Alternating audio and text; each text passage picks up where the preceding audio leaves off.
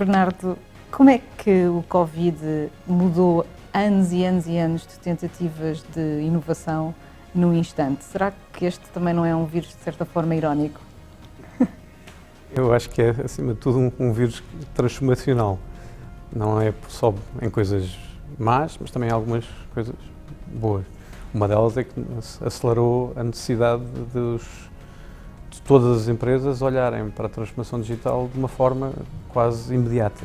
Especialmente aqui em Portugal, não sei se é uma coisa que tinha acontecido com a urgência que era necessário.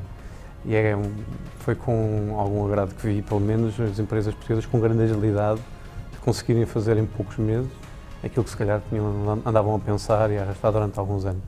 Dito isto, alguma dessa transformação, ainda no outro dia estava a ler um artigo do CEO da Accenture aqui em Portugal, que dizia que a maior preocupação dele é que essa transformação não seja só superficial, ou seja, que não seja só dar resposta às necessidades imediatas do consumidor de entrega de um produto em casa, etc., mas que seja vista de uma forma mais profunda, ou seja, que as empresas portuguesas vejam isto como uma oportunidade de criar produtos e serviços novos, e não só de distribuir os existentes de um canal novo, e de olhar para toda a cadeia de valor das suas empresas e repensá-las no digital. Eu acho que esse é o passo seguinte e que aconteceu muito mais depressa do que nós inicialmente tínhamos projetado, muito por conta da pandemia. Isso é um bocado a história da sua vida, não é? De ter tentado, ao longo de toda a sua carreira, na Google e não só, ter tentado mostrar as potencialidades do digital a várias empresas, algumas delas bastante difíceis de acontecer, como o caso dos média e o caso da indústria do entretenimento.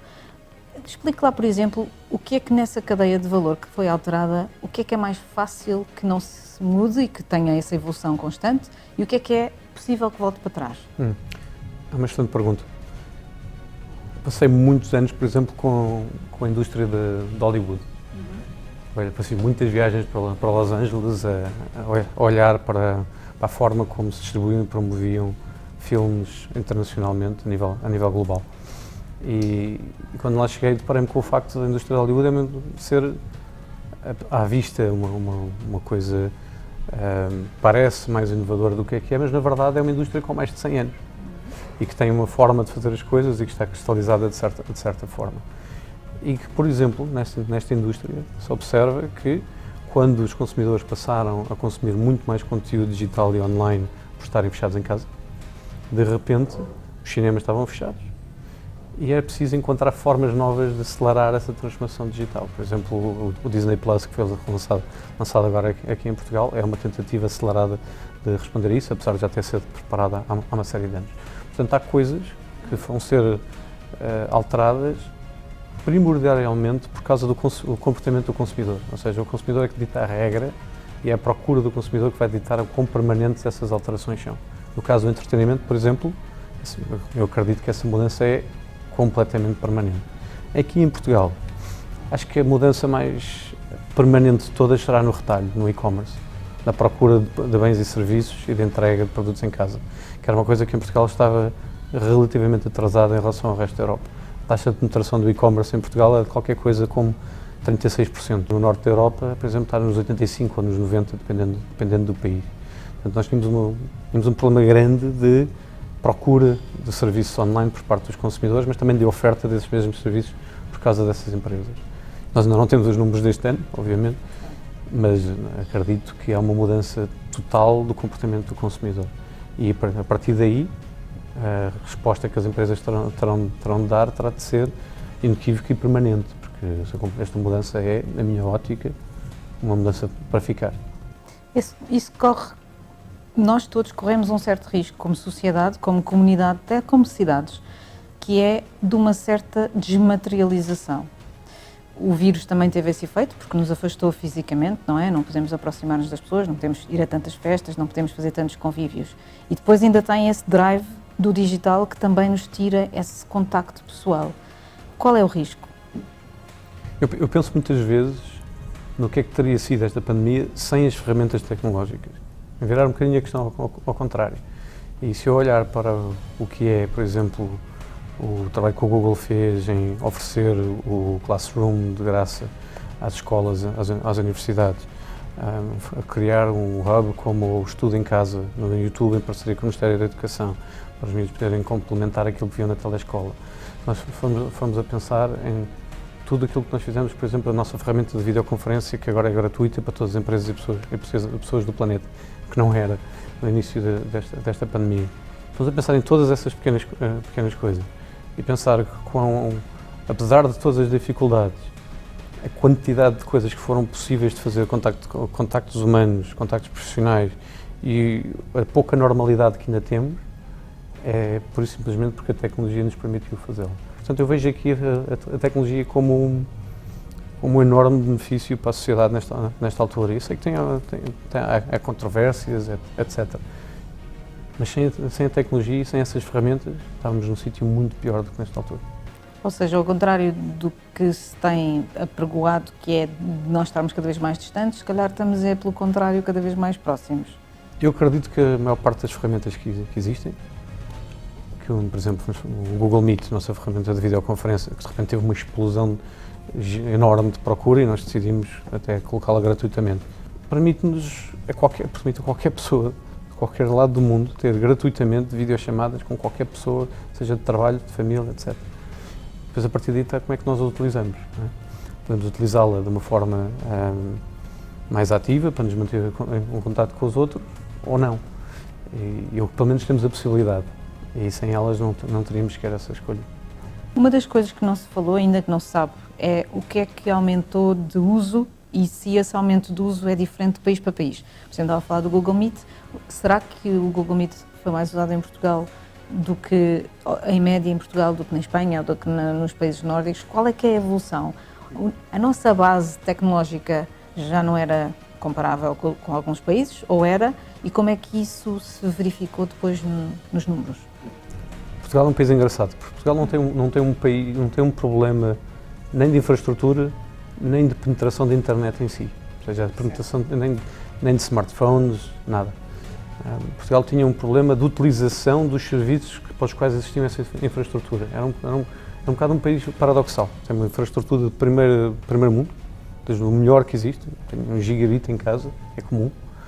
Não é no resto do mundo. Eu morei muitos anos em Inglaterra, eu sei. Então, a internet aqui é fantástica. Os operadores de telecomunicações sabem o que estão a fazer e investem de acordo com isso. A maior parte das pessoas tem acesso às ferramentas de tecnologia. A principal dificuldade é até que ponto é que as pessoas e as empresas utilizam essa infraestrutura para acrescentar valor à sua própria vida e sem que se tenha ou não conhecimento dessas ferramentas. Nas empresas isso é especialmente importante, porque uma das coisas que é, se os consumidores da rua estão em casa e não vão à loja, então é importante que a loja vá aos consumidores. E neste mundo digital podem ir aos consumidores não só da sua rua, mas ao mundo inteiro. Portanto, isto permite a qualquer pessoa, de qualquer lado do mundo, criar uma loja virtual e em pouco tempo entregar, em teoria, se o souber fazer, e esta parte do souber fazer já ela quer voltar porque é muito importante, conseguir, em teoria, pôr o seu produto e o seu serviço disponível para qualquer sítio do mundo em relativamente pouco tempo. E foi um bocadinho também por aí que nós, quando a pandemia começou, nós quisemos ajudar a maior parte das pequenas e médias empresas, não só de Portugal, mas do resto do mundo. O Google deu qualquer coisa como 350 milhões de dólares de publicidade gratuita a PMEs, incluindo, obviamente, aqui em Portugal, para que possam utilizar ferramentas de marketing digital gratuitamente para exportarem os produtos e serviços e encontrar consumidores novos, para compensar um pouco aquilo que eles tenham perdido. Isso é válido não é só para os comerciantes tradicionais, é, por exemplo, válido para o jornalismo e para a procura de novas audiências. E se as pessoas não estão a ir à banca dos jornais comprar o papel, então ainda mais importante é que as ferramentas digitais dos jornais possam funcionar, especialmente numa altura de quebra publicitária. E daí orgulho muito aqui em Portugal, temos conseguido apoiar mais de 70 publicações, especialmente pequenas publicações, tipo Postal do Algarve, etc., através do nosso fundo de emergência para o jornalismo, para continuar a manter as pessoas informadas e com essa informação disponível lá na ponta das mãos. E isso acho que foi um trabalho que eu considero foi difícil do nosso lado organizar tudo isto durante a pandemia. Já para nem sequer falar da app do Stay Away, que nós lançámos em parceria com o Governo, que demorou o seu tempo, mas neste momento está quase num 1 milhão de downloads. Portanto, as ferramentas existem, compete-nos a nós na indústria promovê-las e dizer que existem, mas também compete muito às pessoas procurar como as utilizar e, especialmente às empresas, tornar essas ferramentas o mais úteis possíveis para tornar o seu negócio mais global e mais eficiente. Nesse sentido, disse que queria voltar à questão da utilização e de saber utilizar. E disse também, acabou por não responder, que foi, será que em Portugal a mudança foi maior do que noutros países ou continuamos mais atrasados do que noutras paragens? Portugal teve mais ou menos o mesmo delta em termos de utilização do que os outros. Ou seja, esta infraestrutura existia, as pessoas já os utilizavam e depois aumentou substancialmente. Isso é semelhante ao que aconteceu numa série de outros países. O Google Meet, estou a tentar lembrar-me do nome, o número de core, mas depois posso dar-lhe, mas acho que foi qualquer coisa como um aumento de 600% ou 700%, qualquer coisa assim dessa ordem de magnitude, isso antes de ser disponibilizado gratuitamente. Portanto, estamos a falar de aumentos brutais em termos de carga, de infraestrutura e de custos para as nossas empresas, incluindo o próprio do YouTube, por exemplo. Mas mais importante do que essa taxa de utilização dos serviços que são para o consumidor final, é muito mais importante as competências digitais da população em geral. E nisto quer dizer o pequeno comerciante criar uma loja online, a média empresa encontrar clientes novos na Índia ou na África do Sul, em vez de só aqui em Portugal. E nisso nós criámos o Ateliê Digital, que era um programa que já tínhamos, mas que reforçámos muito, e só nos últimos 6 meses certificámos cerca de 20 mil pessoas em competências digitais, em parceria com os politécnicos aqui em Portugal. Portanto, esse tipo de investimento em competências digitais é aquilo que vai permitir passar de uma taxa de utilização de serviços ao consumidor e de uma boa infraestrutura para a criação de valor para a economia como um todo de uma forma permanente. Quais são as suas previsões assim, para Portugal? Depois de já terem passado 6 meses, estamos numa crise forte, podia não ser tão forte se tivéssemos partido de um ponto mais baixo, é verdade que estávamos em crescimento acelerado, mas quais são as suas previsões para os próximos tempos? Olha, sou muito otimista e digo isto porque eu acho que Portugal já estava bem posicionado na economia da indústria 4.0 antes disto começar, porque somos um país com excelente qualidade de vida, com boa infraestrutura, com boa qualidade de capacidade de atração de talento internacional, etc.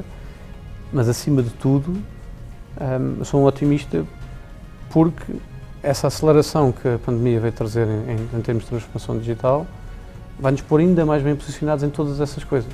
Ou seja, se há mais teletrabalho, eu, se calhar, se for norueguês, prefiro fazer teletrabalho a partir de Lisboa, do Algarve ou de qualquer lado de Portugal do que estar a ver nevar durante metade do ano. Na empresa, na Google? Noto isso não só pedidos de transferência?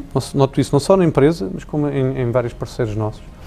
E mesmo nós, como empresa, temos investido muito em talento internacional transferido para Portugal e na criação de um centro de operações em Oeiras, e eu só vejo forma disso ser um modelo que sai reforçado, ou seja, nós utilizarmos as coisas que são positivas sobre Portugal, como a qualidade de vida, etc., que estava a falar há pouco, e atrair mais pessoas dessas para Portugal para virem desempenhar funções internacionais a partir daqui.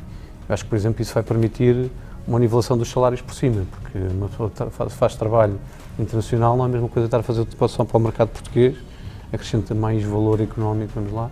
Portanto, eu acho que isto a médio prazo, para Portugal, se continuarmos a apostar em competências digitais e num ambiente regulatório positivo, acho que nos vai correr bem. Essa sua experiência de vida também teve bastante experiência de trabalhar fora daqui e aqui.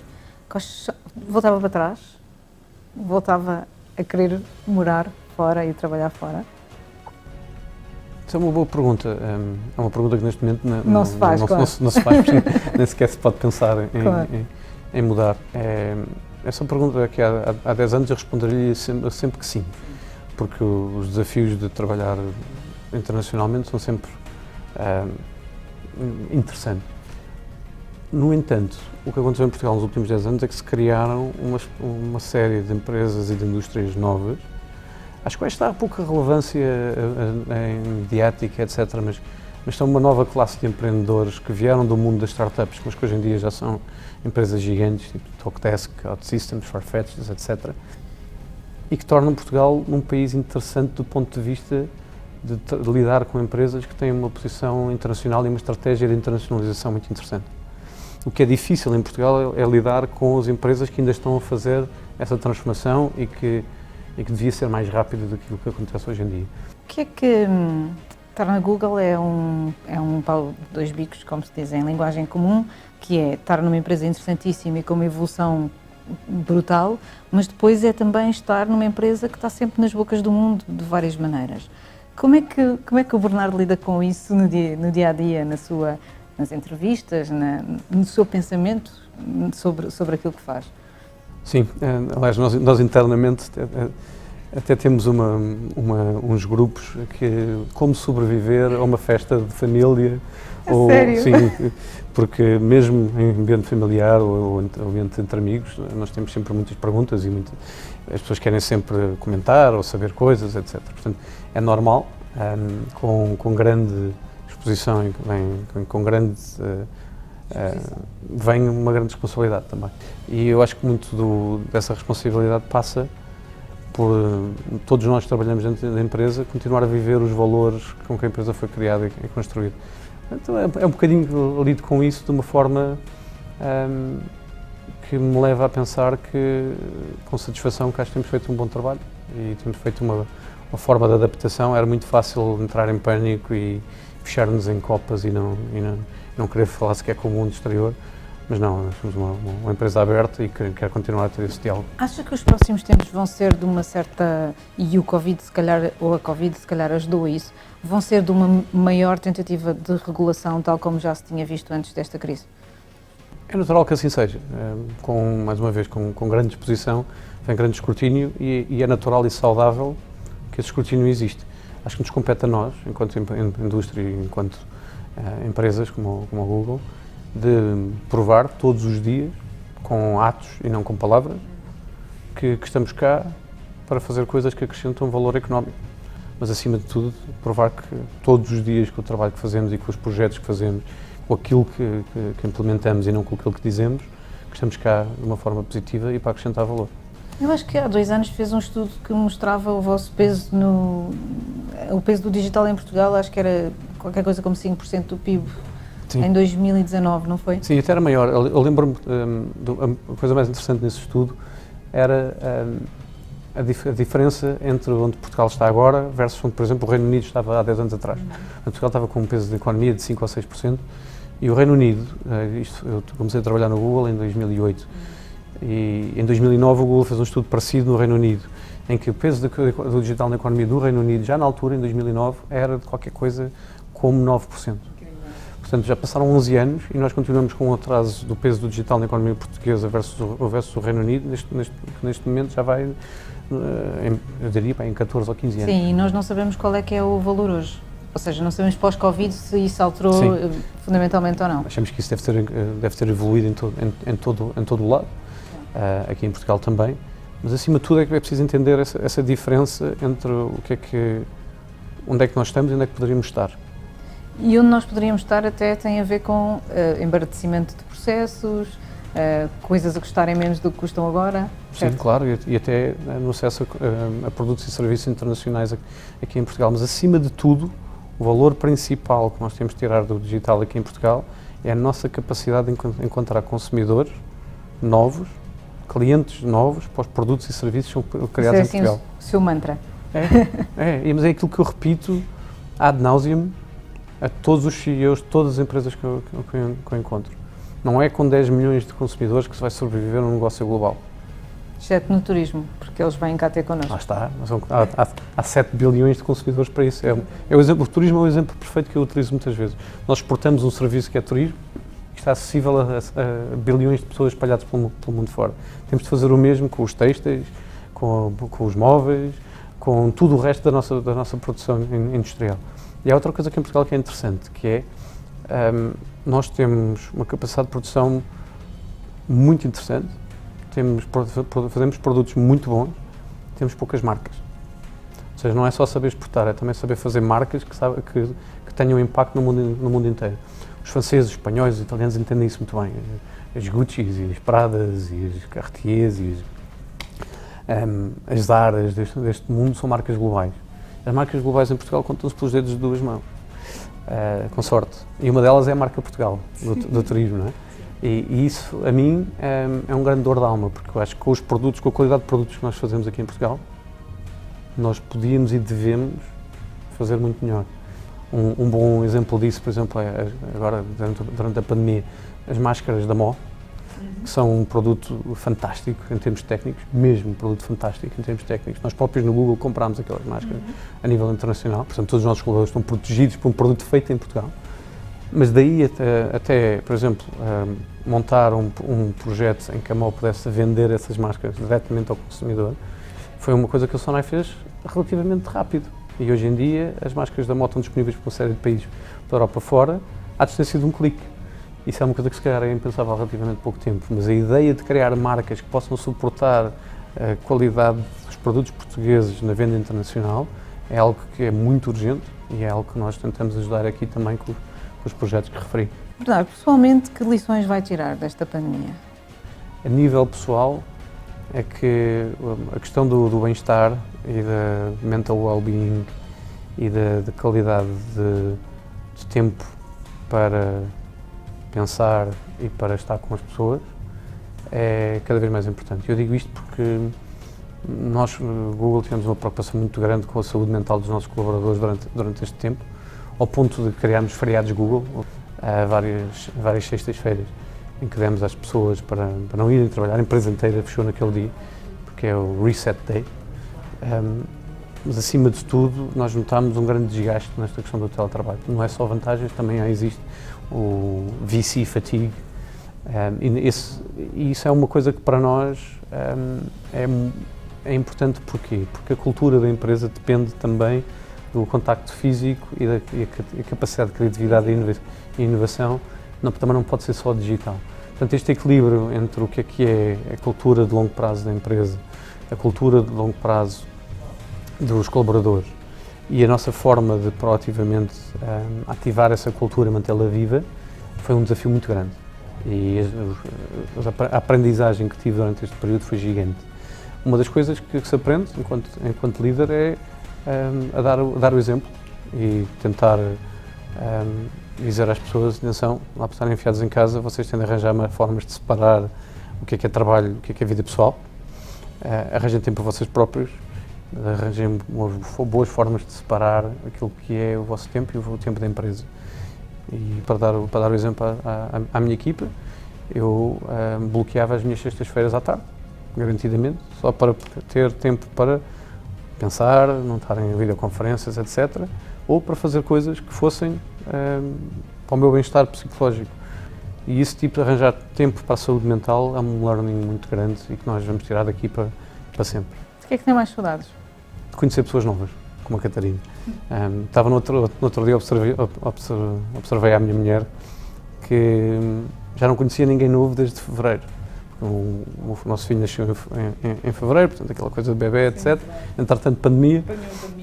Portanto, eu não conheço uma pessoa nova e acho que conhecer pessoas novas é um dos maiores privilégios do mundo, porque nos acrescenta com muita coisa, acrescenta-nos perspectivas novas. Ainda por cima é um grande privilégio de alguém que tem o seu cargo, o seu lugar na empresa que tem. Sim, Quantas exatamente. pessoas novas conhecia por mês? Não era tanta quantidade, mas a qualidade.